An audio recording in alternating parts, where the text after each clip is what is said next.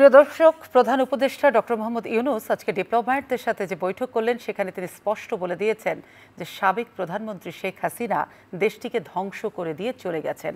অর্থাৎ ডিস্ট্রয় হয়ে যাওয়া একটি দেশকে আবার নতুন করে যদি বাঁচাতে হয়, গড়তে হয়, সেক্ষেত্রে কিন্তু ছাত্র জনতা এবং রাজনৈতিক দলগুলোর মাঝখানে অন্তর্বর্তীকালীন সরকারকে একটা ব্রিজের ভূমিকায় কাজ করতে হবে কিংবা ব্রিজ হতে হবে। এই ব্রিজটা হবার জন্যে কিংবা ব্রিজটাকে শক্তিশালী একটা ব্রিজ করবার জন্যে এই তিনটি পক্ষ অর্থাৎ ছাত্র জনতা এবং রাজনৈতিক দলগুলো কতটা সক্রিয় আছে এবং সহযোগিতার হাত বাড়িয়ে দিবে, সেই জায়গাগুলো থেকেই আজকে আমরা কথা বলবো। আমরা জানি প্রায় 2 সপ্তাহ হয়ে গেছে অন্তর্বর্তীকালীন সরকারের দায়িত্ব নেওয়ার। 2 সপ্তাহ তো এত কিছু রেনোভেশন করবার জন্যে খুবই একদমই নগণ্য সময়। তো সেই জায়গাগুলো থেকে আজকে আমরা কথা বলবো। আমি সোমা ইসলাম রয়েছি আপনাদের সঙ্গে। আমাদের সঙ্গে আজকে স্টুডিওতে আছেন, কিছুক্ষণের মধ্যে যুক্ত হবেন নুরুল হক নূর, সাবেক ভিপি ডাকসু, সভাপতি গণ অধিকার পরিষদ।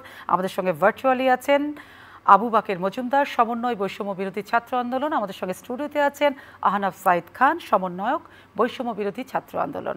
আলোচনা শুরু করছি, স্টুডিওতে একটু শুরু করি। আহনাফ সাইদ খান, সবচেয়ে বড় কথা আমি যে শুরুতেই বলছিলাম যে একটা গণঅভ্যুত্থান হয়েছে, আমরা যদি আপনারা আমাদের চেয়ে ভালো জানেন, ফরাসি বিপ্লব যখন হলো, ফরাসি বিপ্লবের তো 3টা কারণ ছিল, অর্থনৈতিক, রাজনৈতিক এবং সামাজিক। এই কারণ ধরেই তো ফরাসি বিপ্লব হলো।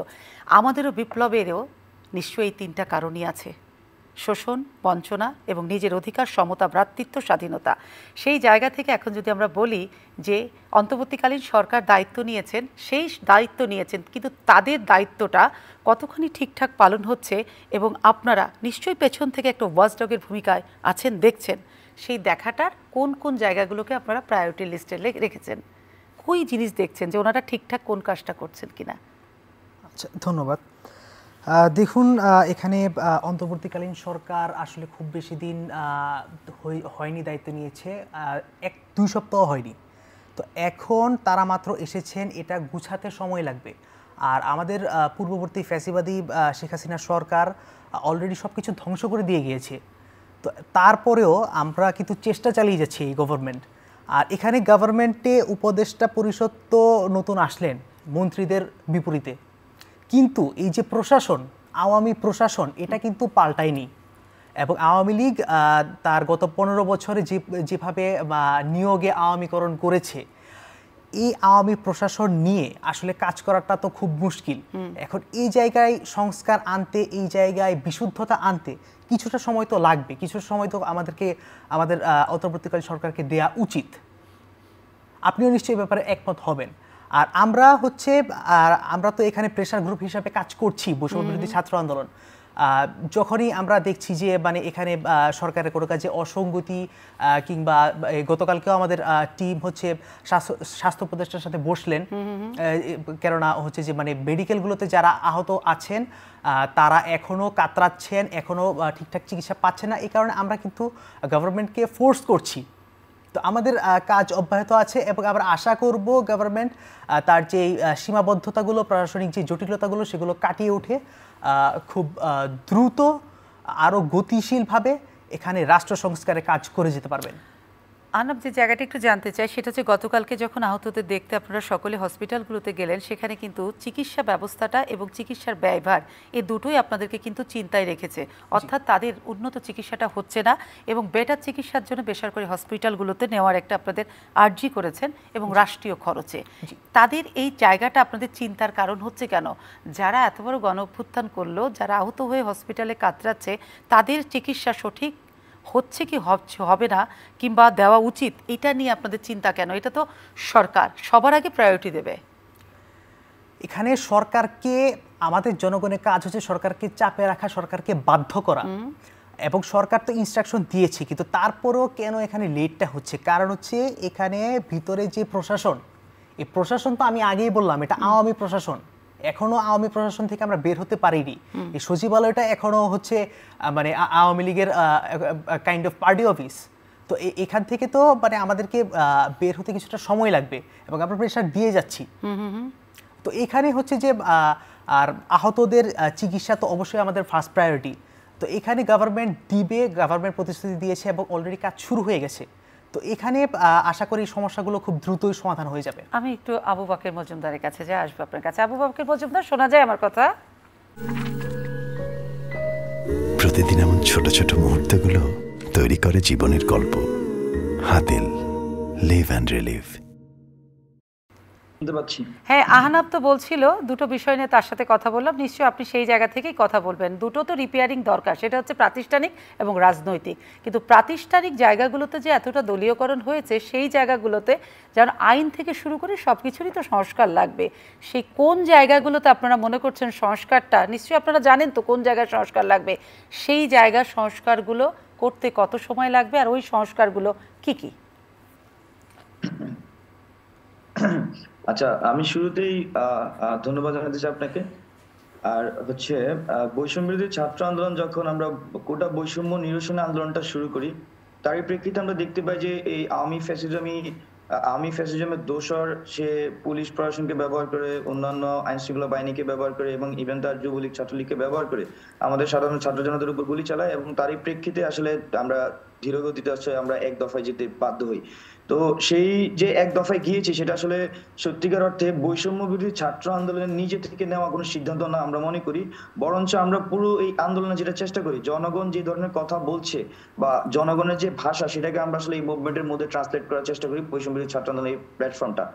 তো সেই ক্ষেত্রে আমরা একদম শেষ মুহূর্তে যখন আমরা এক দফা আর কথা বলি, তখন আমরা বলি যে এক দফার কেন চাই, আসলে চাই হচ্ছে আমরা যে ফ্যাসিবাদী সিস্টেম তার সম্পূর্ণ বিলোপ, এবং আমরা পাশাপাশি বাংলাদেশের নতুন রাজনৈতিক বন্দোবস্ত চাই।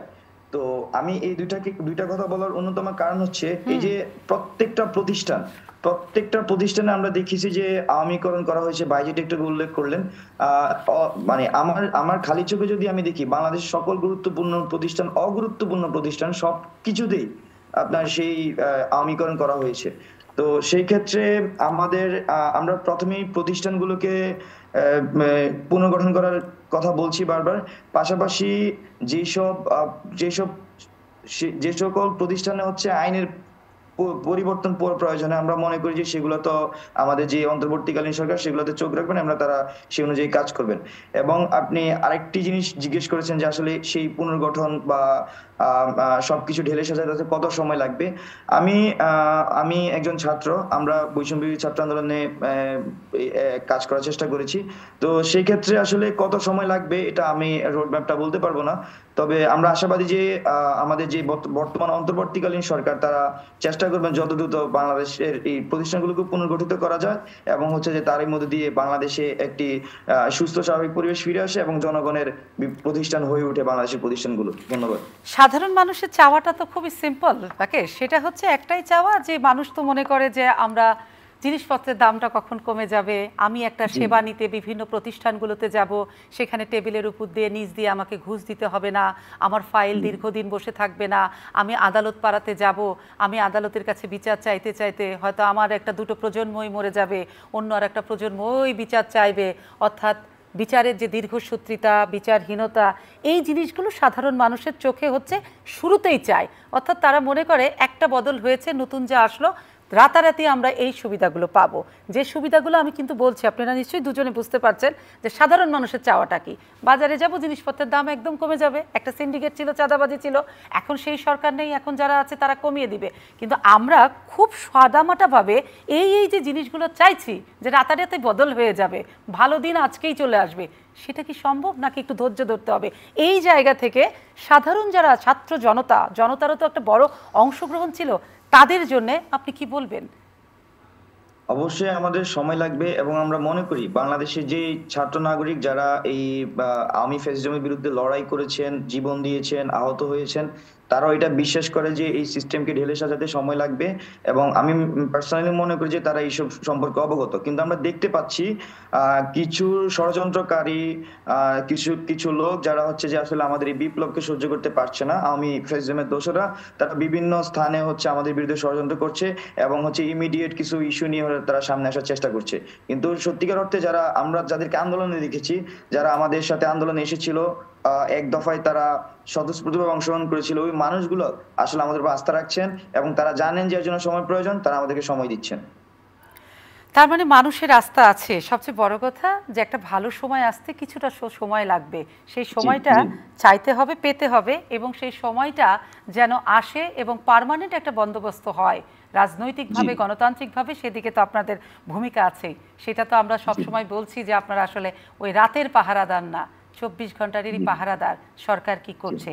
কিন্তু আমি যে জায়গাটা না আপনার কাছে একটু জানতে চাই, সেটা হচ্ছে একটা রাজনৈতিক দল সবসময় কিন্তু তারা মনে করে যে কতদিন বা অন্তর্বর্তীকালীন সরকারের হাতে দেশ থাকবে, ক্ষমতা থাকবে, অর্থাৎ তারা চায় একটি নির্বাচন। সেই নির্বাচন দিতে গেলে প্রতিষ্ঠানগুলোকে কি আবার ঢেলে সাজাতে হবে। তো সকল রাজনৈতিক দলের চাওয়া তো থাকে একটাই, যে আমার নির্বাচন ক্ষমতায় যেতে হবে, বসতে হবে। তো সেই জায়গা থেকে রাজনৈতিক দলগুলোকে কিছু বলবার জন্য নিশ্চয়ই আপনাদের ভাবনাতে আছে যে তাদেরকে আপনারা ধৈর্য ধরার জন্য কি বলবেন, বলে আসছেন প্রতিদিন, কিন্তু আবারও নতুন নতুন প্রতিদিনই বলতে হয়। জি, ধন্যবাদ। আপনি দেখুন, যখন অন্তর্বর্তীকালীন সরকার মাত্র ফর্ম করলো, তখন কিন্তু বড় রাজনৈতিক দলগুলো 3 মাসের মধ্যে নির্বাচন চাচ্ছিল, কিন্তু পরবর্তীতে তারা যখন প্রধান উপদেষ্টার সাথে দেখা করলেন, তারা বিষয়টা উপলব্ধি করতে পারলেন যে দেশে যে পরিমাণ ধ্বংসযজ্ঞ চালানো হয়েছে, এটাকে আবার ঠিকঠাক করতে একটা মোটামুটি সময় প্রয়োজন। এবং তারা নিজেরাই এখন সেটা বলছেন যে এই সরকারকে বিএনপি এবং জামাত তারা পর্যাপ্ত পরিমাণ সময় দিতে রাজি। কেননা এখন এই অবস্থায় যদি নির্বাচন হয়, এই নির্বাচন কমিশন বলেন কিংবা প্রশাসন বলেন, এটা তো আওয়ামী কমিশন, আওয়ামী প্রশাসন, তো তারাও তো আসলে সুষ্ঠু নির্বাচনের গ্যারান্টিটা পাবে না। শুধু তো সরকার চাইলেই হয় না, এখানে প্রশাসনটা মানে ঠিক করতে হবে।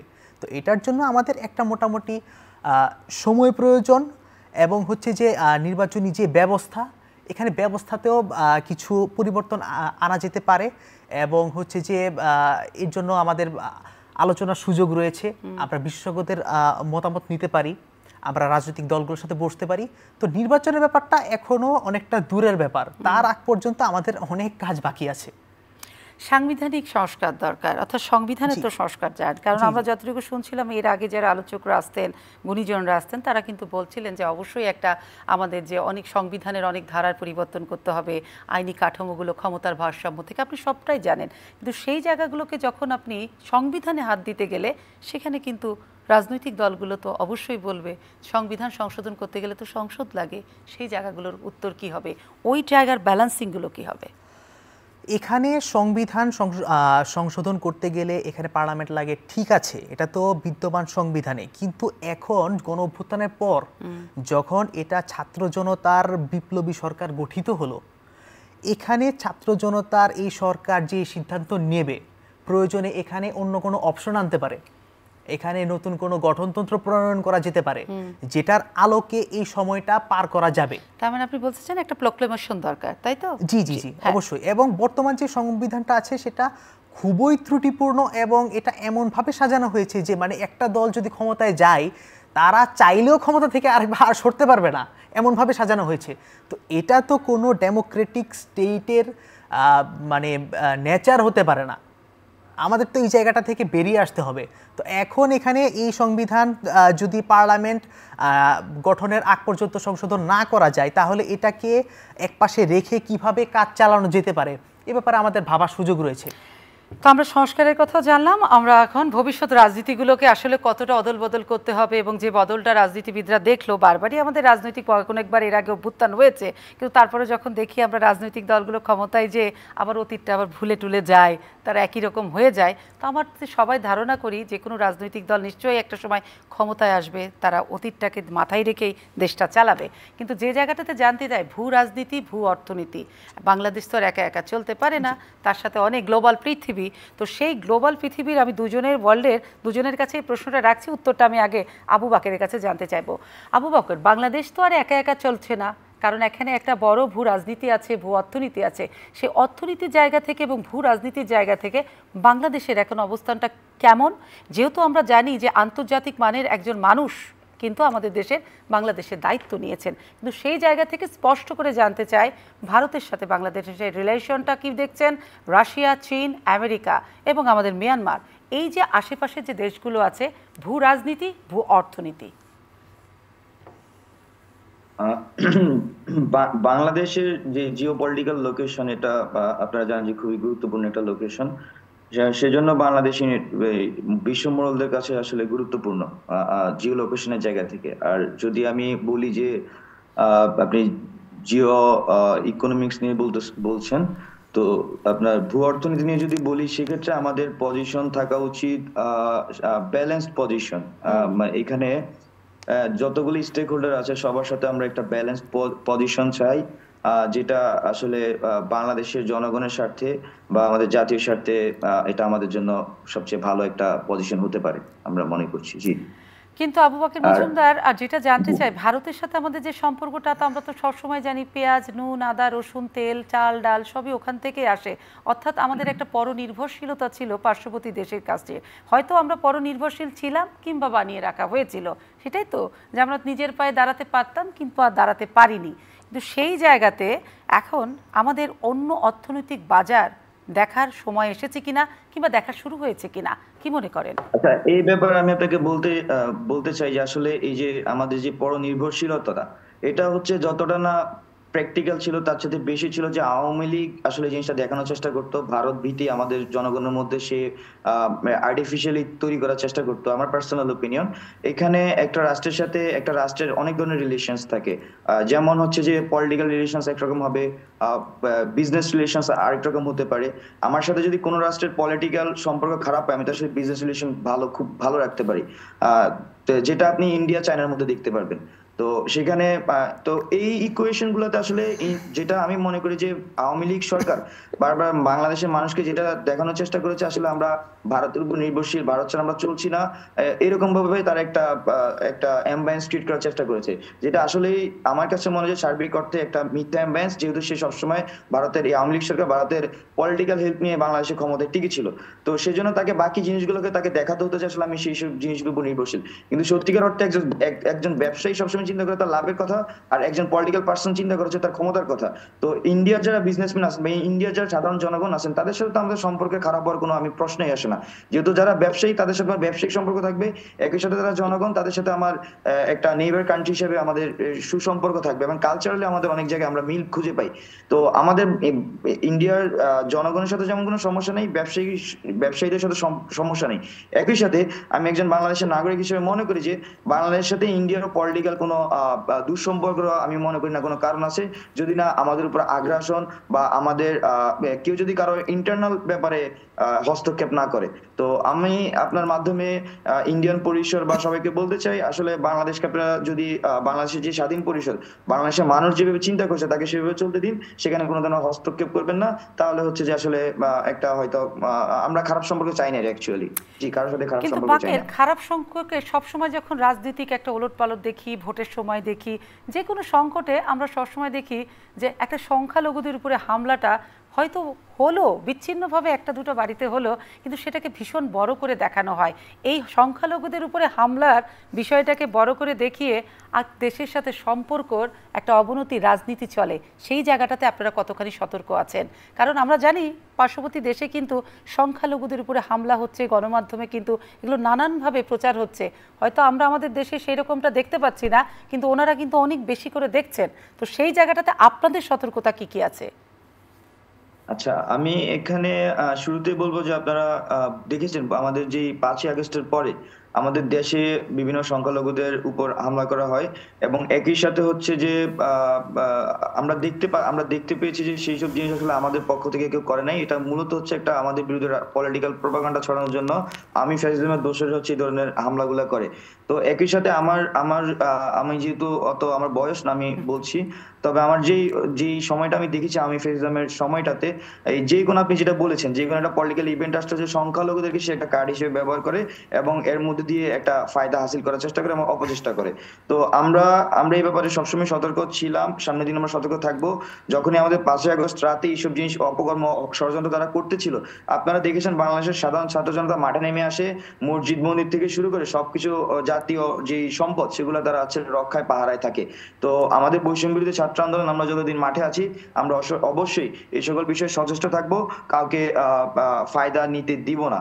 আর আরেকটা জিনিস হচ্ছে, আমি পার্শ্ববর্তী দেশের সম্পর্কে যেটা বলবো, পার্শ্ববর্তী দেশে আপনার যে বিজেপি বা হিন্দুত্ববাদী সংগঠনের থেকে উঠে আসা বিজেপি, তারা আসলে এই হিন্দু কার্ড বা সংখ্যালঘু কার্ড খেলার বাংলাদেশ সবসময় চেষ্টা করেছে। তো আমি বাংলাদেশের জনগণকে বলতে চাই, আমরা আসলে আমাদের এখানে হিন্দু মুসলিম পরিচয়ের আগে আমাদের হচ্ছে সবার আগে পরিচয় হচ্ছে আমরা বাংলাদেশি। তো কেউ যদি এরকম কোনো কার্ড খেলতে চায়, আপনারা সেটা খেলতে দিবেন না, এবং আমরা সবাই একসাথে সেগুলার প্রতিবাদ করবো এবং রুখে দিব সব প্রয়োজন। ধন্যবাদ। বাকির আপনি থাকেন আমাদের সাথে। আনাব, যে জায়গাটা জানতে চাই, অর্থনীতির জায়গাটা নিশ্চয়ই আপনি বলবেন যদি মনে হয়, কিংবা আপনি নিজেও যদি মনে করেন আমি এটা বলবো সেটাও আপনি বলবেন। আর আমার যেটি জানতে চাওয়া, আগামী দিনে যতগুলো বাংলাদেশের রাজনৈতিক দল আছে, যা দেখলো গণঅভ্যুত্থান, ছাত্র জনতার, আপনি কি মনে করছেন ভবিষ্যতের রাজনীতির চরিত্র থেকে শুরু করে কৌশলগত নানান দিক পরিবর্তন হবে কিংবা হতে বাধ্য? হ্যাঁ, সেটা তো অবশ্যই। কারণ হচ্ছে রাজনৈতিক দলগুলোর এই প্রিয় দর্শক, আমাদের সঙ্গে থাকুন। আমাদের অনুষ্ঠান চলছে চ্যানেল আইর ভেরিফাইড ফেসবুক পেজ এবং ইউটিউবে, সেখানেও আপনারা যুক্ত হয়ে যান। আনাপ, আপনি বলছিলেন যেটা। জি, ধন্যবাদ। এই গণ অভ্যুত্থানের পরে প্রত্যেকটা রাজনৈতিক দলের শিক্ষা নেওয়া প্রয়োজন যে কেউ যদি জনগণের পালস না ধরতে পারে, সে যদি সঠিক রাজনীতি না করতে পারে, সঠিক সময় সঠিক পদক্ষেপ না নিতে পারে, তাহলে তার পতন অনিবার্য। যেটা আমরা পরাক্রমশালী আওয়ামী লীগকে দেখে বুঝতে পেরেছি। তারা ভেবেছিল যে, তারা না, দেশে অনেকেই ভেবেছিল যে আওয়ামী লীগ হয়তো বা কখনো পতন হবে না, কিন্তু তারা জনগণের রাজনৈতিক আকাঙ্ক্ষা বুঝতে পারেনি, জনগণের প্রয়োজন বুঝতে পারেনি, যে কারণে তাদের দাম্ভিকতা, তাদের দমনপীড়ন তারা চালিয়ে গেছে, এবং যার ফলশ্রুতিতে একসময় তাদেরকে দেশ ছেড়ে পালাতে হচ্ছে। তো অন্যান্য রাজনৈতিক দলও যারা আপনারা ভবিষ্যতে বাংলাদেশের ক্ষমতায় আসতে চান, আপনাদের এই ব্যাপারটা মাথায় খুব ভালোভাবে গেঁথে নেওয়া উচিত যে জনগণের বিরুদ্ধে যে জনবান্ধব রাজনীতি না করে আপনি বাংলাদেশে সামনের দিনে পলিটিক্স করতে পারবেন না।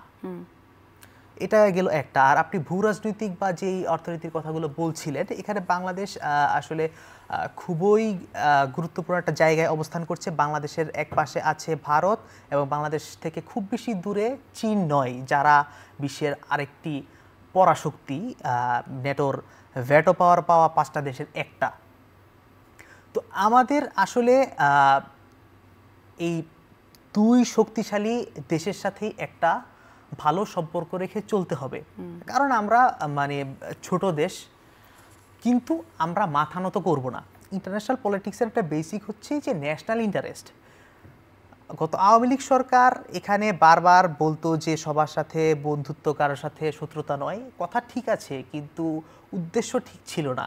এখানে বারবার আওয়ামী লীগ ন্যাশনাল ইন্টারেস্টকে স্যাক্রিফাইস করত। আমরা আমাদের ন্যায্য পানির হিস্সা পেতাম না, আমাদের বর্ডারে ফেলানিদের মতো লাশ ঝুলে থাকতো। আমাদের যখন হচ্ছে খরা মৌসুমে পানি প্রয়োজন, তখন আমরা পানি পেতাম না, কিন্তু যখন আমাদের পানি প্রয়োজন নেই, সেই বর্ষা মৌসুমে তারা পানি ছেড়ে বন্যা বয়ে দিত। এবং এতে করে হচ্ছে প্রত্যেক বছর হাজার হাজার মানুষ নদী ভাঙনে গৃহহীন হয়ে পড়ছে, তাদের পরিবার হারাচ্ছে, কর্মসংস্থান হারাচ্ছে, তাদেরকে উদ্বাস্তুর মতো ঢাকায় এসে ঘুরতে হচ্ছে, তারা অপরাধে জড়িয়ে পড়ছে। তো আমরা আমাদের প্রতিবেশী দেশের কাছ থেকে এই সমস্ত জিনিসগুলো প্রত্যাশা করি না। আপনারা ভাববেন না যে এখন আগে সেই নতজানু সরকার রয়েছে, এখন যে সরকার তারা জনগণের সরকার, আপনার সাথে কাঁধে কাঁধ মিলে চলবে, চোখে চোখ রেখে চলবে, কিন্তু মাথা নামিয়ে এই বাংলাদেশ চলবে না। এটা আমাদের প্রতিবেশী বন্ধুদের জানা উচিত। আর অর্থনৈতিক সংকটের যে ব্যাপারটা, গত 15 বছর এখানে যেটা হয়েছে, এখানে ফাঁপা উন্নয়ন হয়েছে, অবকাঠামোগত উন্নয়ন হয়েছে, কিন্তু মানুষের জীবনমানের কোনো উন্নতি ঘটেনি, এখানে কোনো শিল্পায়ন হয়নি। বরং যে শিল্পগুলো, বিদ্যমান শিল্পগুলো ছিল, এগুলোকে আওয়ামী লীগ নষ্ট করেছে। আমাদের এখন যেটা করতে হবে, আমাদের চামড়া শিল্পের মতো অন্যান্য যে সমস্ত শিল্প, পাট শিল্প, চিনি শিল্প ধ্বংস করা হয়েছে, সেই শিল্পগুলোকে সরকারের প্রয়োজনে ভর্তুকি দিয়ে আবারও দাঁড়া করাতে হবে, এবং নতুন নতুন শিল্পায়নের রাস্তা আমাদেরকে খুঁজতে হবে। আমাদের এখানে অনেক বিদেশি কোম্পানি অটোমোবাইল ফ্যাক্টরি করতে চান, অনেক বিদেশি কোম্পানি এখানে মোবাইলের ফ্যাক্টরি করতে চান, ইলেকট্রনিক গ্যাজেট ডিভাইসের ফ্যাক্টরি করতে চান। তো এগুলো যদি করা যায়, আমাদের প্রচুর পরিমাণ লোকের অর্থসংস্থান হবে, এবং আমরা আমাদের আমাদের ইম্পোর্ট করা লাগবে না। আমাদের আপনি জানেন যে এখানে গাড়ি ইম্পোর্ট করতে প্রচুর পরিমাণ ট্যাক্স দেওয়া লাগে। এখন এখানে যদি মানে গাড়ি যদি এখানে বাড়ানো যায়, আমার তো ইম্পোর্ট করার দরকার নাই, আমি উল্টো এক্সপোর্ট করতে পারবো। এক্সপোর্ট করলে আমার যে অর্থনৈতিক ঘাটতি সংকট সেটা কেটে যাবে। তো আমাদের এখানে শিল্পায়নে জোর দিতে হবে এবং আমাদের হচ্ছে যে আমাদের পশ্চিমা বিশ্বের সাথে যেই বাণিজ্যিক যোগাযোগ এখানে সবচেয়ে বেশি সেটা হচ্ছে যে গার্মেন্টস পণ্য রপ্তানি। তো এখানে আমরা প্রত্যাশা করব যেন পশ্চিমা বিশ্ব আমাদেরকে আরও করবিহীন করমুক্ত এক্সপোর্টের সুযোগ দেয়। তাহলে আমরা এখানে অর্থনৈতিকভাবে ভালো প্রবৃদ্ধি অর্জন করতে পারবো। আর আরেকটা ব্যাপার হচ্ছে যে এখানে শ্রমের যে পরিবেশ, শ্রমিকদের কাজের যে পরিবেশ, এটাই জোর দেওয়া উচিত এবং আমাদের শ্রমিকরা ঠিকঠাক বেতন পান না এবং যে পরিমাণ বেতন পান সেটা আসলে জীবন ধারণের জন্য উপযোগী না। উপযুক্ত তো পরের কথা। তো এখানে বেতন কাঠামো, কাজের পরিবেশ, তারপর সময় মতো বেতন পাওয়া, এই ব্যাপারগুলো মনিটরিং করতে হবে।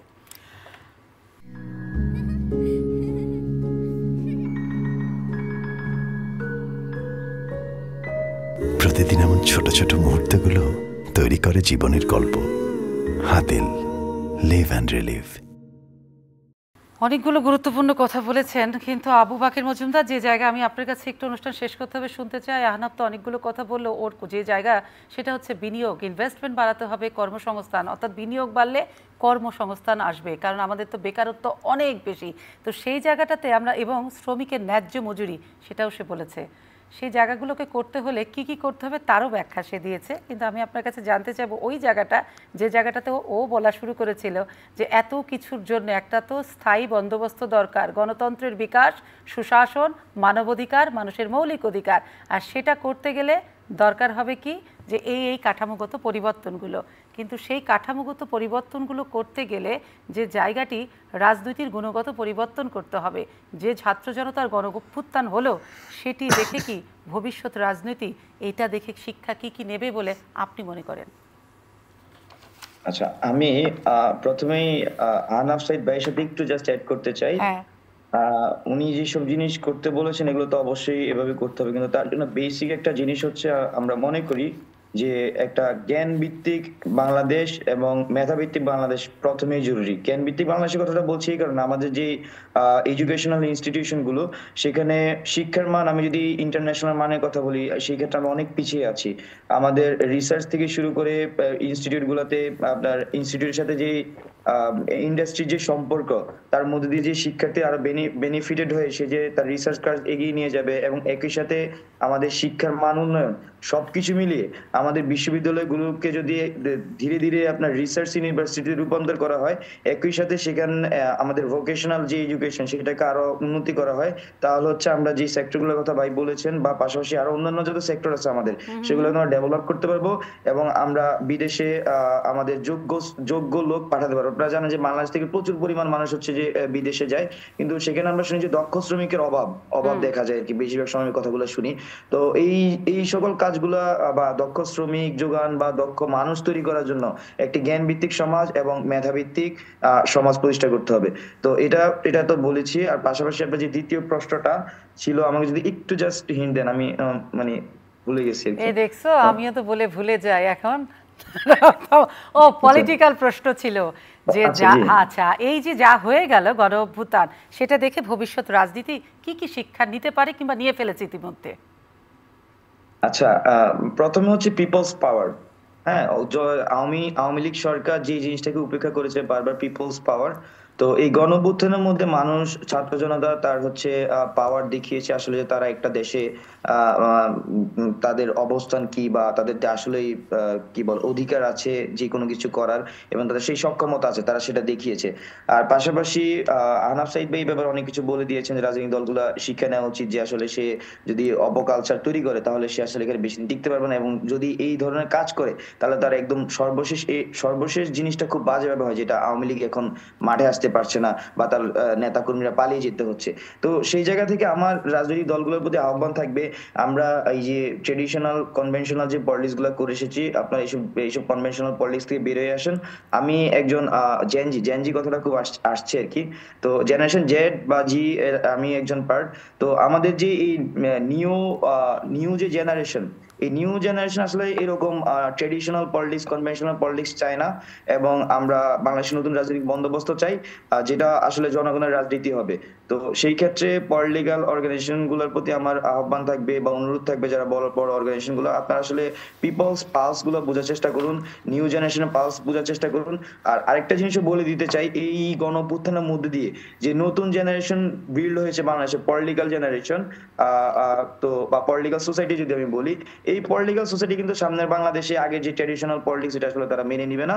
তারা রাজপথে যেমন নেমে এসেছিল আওয়ামী লীগের এই ফেসিজমকে হটানোর জন্য, আগামীতে যদি কেউ এরকম কোনো অপসংস্কৃতি অথবা কোনো ষড়যন্ত্র করার চেষ্টা করে দেশের বিরুদ্ধে, আমি বলবো যে দেশের বিরুদ্ধে কেউ যদি এরকম করার চেষ্টা করে, সেখানে এই ছাত্র জনতা আবার নেমে আসবে। কিন্তু বাকের কথা সূত্র ধরে কথা চলে আসে, সবচেয়ে বড় কথা জেনজিরা যা করে দেখালো, অর্থাৎ আপনারা যা করলেন তার সঙ্গে জনতাও হয়ে গেল একসঙ্গে, সকলের একটা, সকল রাজনৈতিক দল সংগঠনের মধ্যে আছে, কিন্তু সেটা গণ অভ্যুত্থানের পর মানুষের মনে কিন্তু একটা কঠিন রকমের প্রত্যাশা তৈরি হয়ে গেছে, কারণ মানুষ সবসময় না নতুনের দিকে যেতে চায়, তো এক্সপেরিমেন্টটা করতে চায়। সেই জায়গা থেকে হয়তো অনেক জনগণ মনে করছে যে পুরানোর সঙ্গে আর না, আসুক না জেনজিরা নতুন একটি রাজনৈতিক প্ল্যাটফর্ম নিয়ে, নতুন একটি রাজনৈতিক দল নিয়ে, এমন ভাবনা কি আছে? আমরা প্রতিদিনই আপনাদেরকে জিজ্ঞেস করছি, আপনারাও আপনাদের জায়গা থেকে বলছেন, আজও করছি, এমন ভাবনা কি আছে? আচ্ছা, আমরা এখন পর্যন্ত এই ব্যাপারে হচ্ছে আমরা কোনো সিদ্ধান্তে পৌঁছাইনি। আপনারা জানেন যে আমাদের এই বৈষম্য বিরোধী ছাত্র আন্দোলনে অনেকে হতাহত হয়েছেন, নিহত হয়েছেন, আমাদের বাইরে এখনো হসপিটালে কাটাচ্ছেন। তো আমরা আমাদের শহীদ ভাইদের প্রতি, আহত ভাইদের প্রতি আসলে আমাদের এখন মূল ফোকাস। আপনারা দেখেছেন আমাদের গত কয়েকটা কর্মসূচি শুধু হসপিটালগুলোকে কেন্দ্র করে, এবং আমরা সরকারকে প্রেসার করার চেষ্টা করছি যাতে সকল সরকারি এবং বেসরকারি হাসপাতালগুলোতে চিকিৎসা খরচ হচ্ছে ফ্রি করে দেওয়া হয়, এবং আমরা তারও অগ্রগতি দেখছি। তো সবকিছু মিলে আমাদের এখন ফোকাস মূলত হচ্ছে যে আমাদের যে সব ভাইরা শহীদ হয়েছেন এবং আহত হয়েছেন তাদের প্রতি। আর আরেকটা জিনিস আপনাকে বলতে চাই, আমাদের যে বৈষম্য বিরোধী ছাত্র আন্দোলন, আমরা সবসময় চেষ্টা করেছি জনমত জরিপ করার জন্য, সেটা অনলাইন কিংবা অফলাইন, আমরা দুই ক্ষেত্রে আমরা জনমত জরিপ করার চেষ্টা করেছি। তো এই বিষয়ে আমাদের কাছে নানা জায়গা থেকে নানাভাবে প্রশ্ন আসছে, তো আমরা সে ব্যাপারে বলবো যে আমরা জনমত জরিপ চালাচ্ছি। আমাদের যদি মনে হয় বা আমরা জনমত জরিপ যদি এমন কিছু পাই যে আসলে বাংলাদেশের জনগণ আমাদেরকে চাচ্ছে, তাহলে অবশ্যই আমরা বাংলাদেশের জনগণের জন্য যেই কোনো ধরনের সিদ্ধান্ত নিতে আমরা প্রস্তুত আছি, এবং আমাদের সর্বোচ্চ যে জীবন সেটা দিয়ে আমরা কাজ করে যাওয়ার জন্য প্রতিশ্রুতিবদ্ধ। বাকির আরেকটা প্রশ্ন দুজনের কাছে, সবসময় আমরা কিন্তু দেখতাম যে মানুষ যখন পাড়া মহল্লায় ব্যক্তিগতভাবে বিপদে পড়ে, তার সাথে যখন কোনো অন্যায় হয়, তখন কিন্তু সবাই আমরা কোথায় যাই? থানাতে তো যাই, থানা পুলিশ করি, তাদের কাছে একটা এফআইআর করি, কিন্তু অনেক দিন যাবত দেখেছিলাম, হয়তো দেখা যায় কি যে মানুষ বিপদে পড়লে সাংবাদিকের নাম্বারে ফোন করে, হয়তো আমরা বলেছি আপনারা আমাদেরকে কাছে ফোন করছেন কেন, থানায় যান, তখন সোজা উত্তর আসতো কি যে থানায় গেলে তো আমি কিছু হবে না, বিচার পাবো না।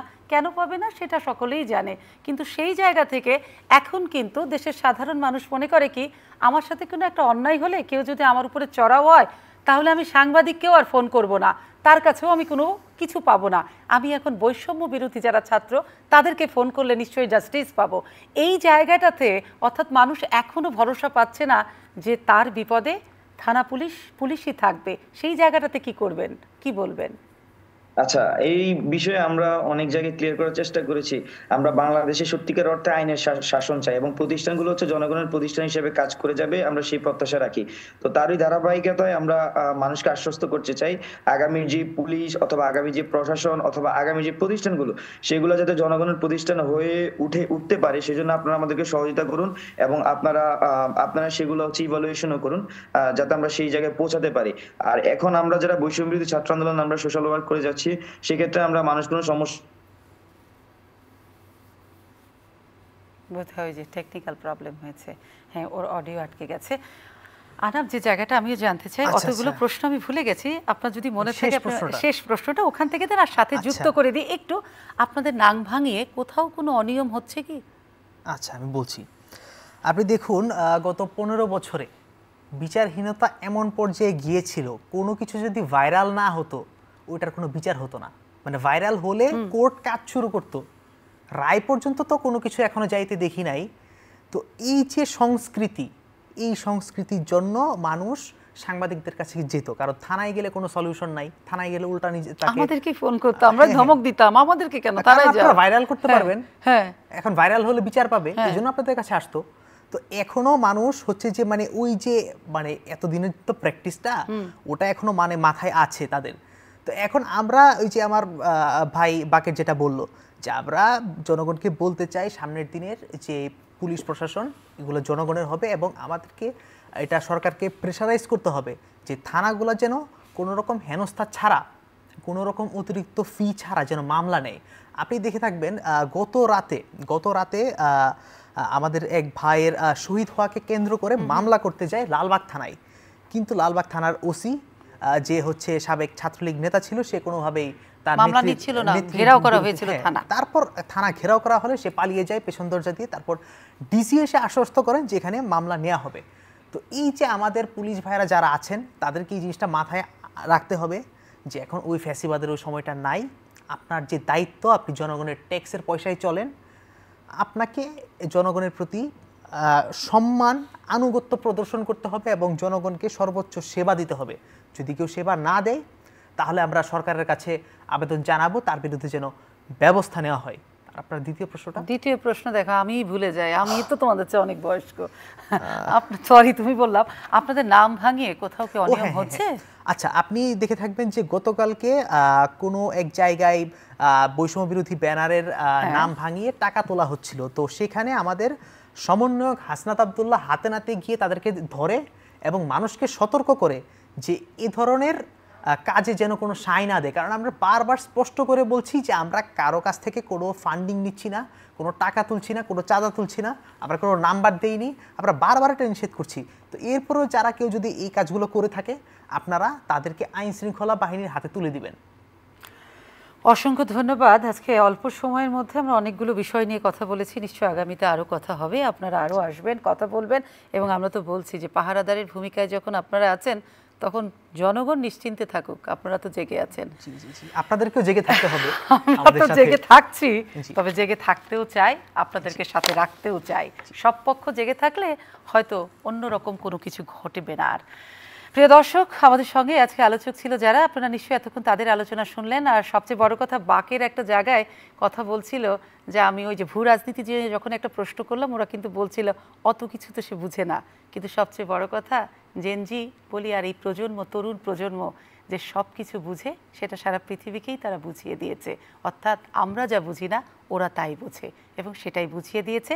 এবং ওরা যেটা বুঝিয়ে দিয়েছে, তারা একটা কিছু করে দেখিয়েছে গণ অভ্যুত্থান, সেটাকে বাস্তবায়ন করবে যে অন্তর্বর্তীকালীন সরকার, এবং সেজন্য সময় দিতে হবে এবং সকলেরই সহযোগিতা করতে হবে অন্তর্বর্তীকালীন সরকারকে। তাহলে যে ছাত্র জনতার গণ অভ্যুত্থান আগামীর বাংলাদেশ নির্মাণের জন্য, সেটা পুরোটাই বাস্তবায়ন হবে। তবে রাজনৈতিক দলগুলোকে বারবারই বলছে অত ধৈর্য হারালে হবে না, ধৈর্য ধরেই অপেক্ষা করতে হবে আগামীর ভালো কিছুর জন্যে। আজকে আমি সোমা ইসলাম বিদায় নিচ্ছি, খুব ভালো থাকবেন। আবারও দুজনের কাছে আমাদের কৃতজ্ঞতা, অসংখ্য ধন্যবাদ, শুভরাত্রি।